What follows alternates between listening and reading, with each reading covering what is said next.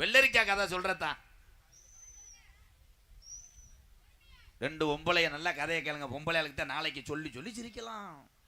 வெள்ளரிக்கா பொம்பளையாளு பயலுகடா. ஏத்தாய் உங்களுக்கு பிடிச்ச கதை இப்போ சொல்றேன் பாரு. ரெண்டு பொம்பளைய கேதத்துக்கு போயிருக்கு.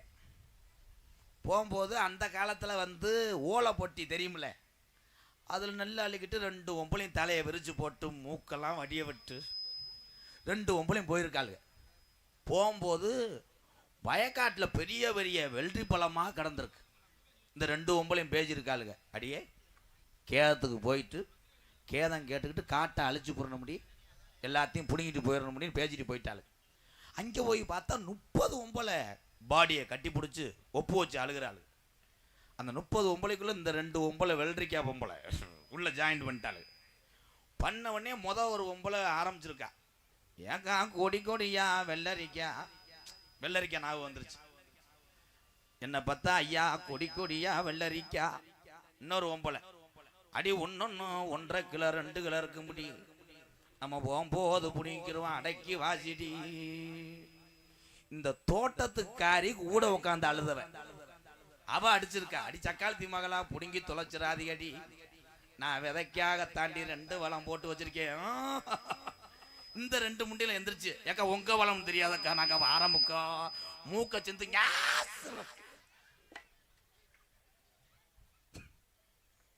சிரிப்புக்கு மிஞ்சி எதுவுமே கிடையாது. சிரிக்கணும் எல்லாரும். அதே மாதிரி தீய பழக்கத்தை மறந்து 2026 என் அண்ணன் தம்பிகள் எல்லாம் நல்ல உடம்போடு ஒரு மனதோடு நீங்கள் எல்லாம் நல்லா இருக்கணும் ஐயா. நான் சொல்றது உங்களுக்கு எரிச்சலாக கூட இருக்கும். நாடகத்துக்கு வந்துட்டு எதுக்குடாவே இப்படி போட்டு இது பண்ணுறேன். நான் பட்ட கஷ்டத்தை நீங்கள் படக்கூடாது என்ற வேதனையில் பேசுகிறேன். குறிப்பாக ஒன்று மட்டும் சொல்கிறேன். பப்பனா நிற்கக்கூடிய இந்த எம்கேஆர் 21 வருஷம் ஆச்சு நாடக உலகத்துக்கு வந்து. நான் ஆரம்பத்திலே இந்த மதுவு தண்ணி அதிகமாக அடித்த குடியார யாருன்னா எம்கேஆர் தான். பெருமையாக சொல்லுவேன். இதில் என்ன வைக்க, நான் யோக்கியன்னு சொல்லலையே. குடிய மறந்தேன். இன்னைக்கு ஒரு அன்பாலயம் என்ற ஒரு ஆதரவற்ற இல்லம் கட்டி இன்னைக்கு எத்தனையோ பேர்த்துக்கு என்னால் முடிஞ்ச உதவி செய்து இத்தனை தமிழ் சொந்தங்களை நான் சம்பாதிச்சிருக்கேன். அது காரணம் குடியை விட்டதுனால. அதுக்காக நான் யோக்கியம்னு சொல்லலை தம்பி. அதே மாதிரி சீரட்டு பிடிக்கிறாங்க, தண்ணி அடிக்கிறாங்க, அவள் பக்கத்தில் நீங்கள் போகவே கூடாது. என்ன பண்ண காத்திருக்காங்கன்னு தெரியல. வருங்காலத்தில் போகவே கூடாது, படிக்கணும். அதே மாதிரி ஆசிரிய பெருந்தகை தாய் தகப்பனுக்கு அப்புறம் ஒரு தாய் தகப்பன் யார் என்றால் பள்ளியிலையும் கல்லூரியிலையும் கற்றுக் கொடுக்கக்கூடிய ஆசிரிய பெருந்தகை தான் தாய் தகப்பனு சமம். 20 வருஷத்துக்கு முன்னாடி பள்ளிக்கூடம் போகும்போது ஒவ்வொரு ஆளும் அடி வாங்கிட்டு வீட்டில் வந்து ஆத்தா உப்பு ஒத்தரம் கொடுக்கும். வாத்தியாரின் டீச்சரும் வையன்.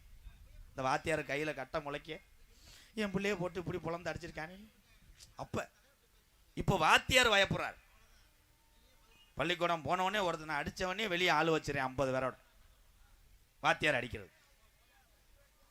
அடுத்து ஒரு ட்ரெயின் வருதா, அது ட்ரெயினா டிஏஜ் பிடிச்சாரா, அது அங்கிட்டு வருதா, ஒரு சாங் பாடிக்கிறோம் சார்.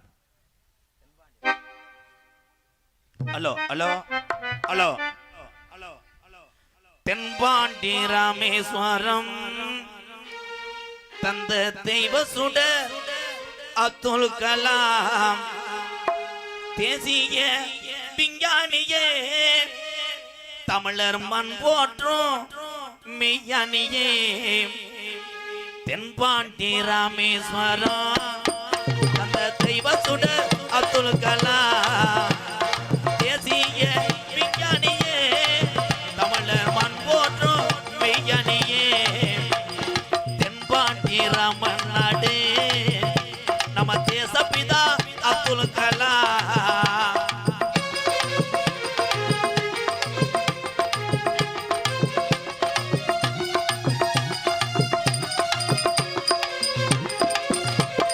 அக்கினி சிறகடிச்சு அணு ஆற்றலையே உடைத்து காட்டி அக்கினி சிறகெடுத்து அணு ஆற்றலையே உடைத்து காட்டி வெற்றிகளை குவித்தாரையா பெரும் பாசமிகு நம்மள்களா ஏதன் பாண்டி ராமேஸ்வரம் அந்த தெய்வ சுடர் அப்துல் கலாம்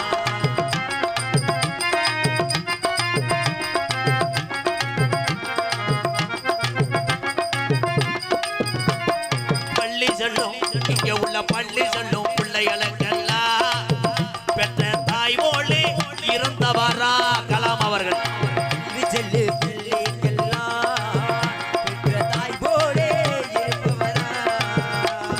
பள்ளி சொல்லும் பிள்ளைகளுக்கெல்லாம் பெற்ற தாய் போலே இருந்தவரா. கல்வி வளம் தந்தாரையா, இளைஞர்களை கனவு காண சொன்னாரையா. ஏதன் பாண்டி ராமநாடு நம்ம தேசப்பிதா அப்துல் கலாம்.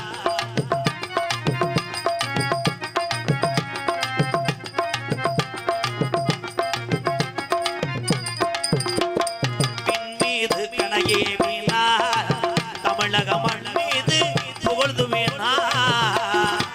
மீன்கள் கலையேறினார், தமிழகம் மீது புகழுகிறார். பின் மீது கணையே வீணார், தமிழக மண் மீது புகழ்ந்து வீணார். உங்களை எண்ணி பாடுகின்றோம் பெரும் உத்தமரா தங்கங்களா. ஏதன் பாண்டி ராமேஸ்வரம் தந்த தெய்வ சுடர் அப்துல் கலாம்.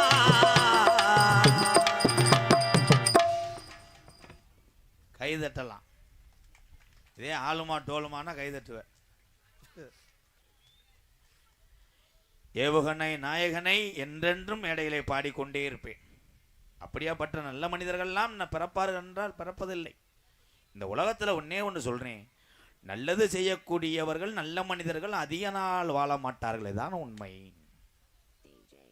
ஒரு புள்ளையும் கைதட்டல, பருப்பு வேகலை. அதே மாதிரி டூ வீலரில் பைக்கில் போகிற ஆளுக அன்பு உறவுகள் எல்லாம் பாதுகாப்பாக தலைக்கவசம் அணிந்து போக வேண்டும். யார் அணியிறா? வீட்டில் ஹெல்மெட்டை போட்டு போலீஸ்காரில் கட்டி பிடிச்சி அழுவேன். அதே உண்மை. இன்னைக்கு யாரும் பயன்படுத்துறதில்லை. சாலை விதிகளை பயன்படுத்தி தலைக்கவசம் போட்டால் இந்த விலை மதிக்க முடியாத அந்த உயிரை பாதுகாக்கலாம். இதுதான் உண்மை. காவல்துறை ஐயாட்ட போய் கண்கலங்கி அழுது சில பேர்லாம் ஜமாளிக்கிறத அள்ளிடுவேன். போலீஸுக்கார அங்கே நிற்கும் போது இங்கனையே வண்டியை உருட்டிகிட்டே போவேன். என்னப்பா உருட்டி வர்ற? பெட்ரோல் இல்லைங்கய்யா. பார்த்தா லைசன்ஸ் இருக்காது.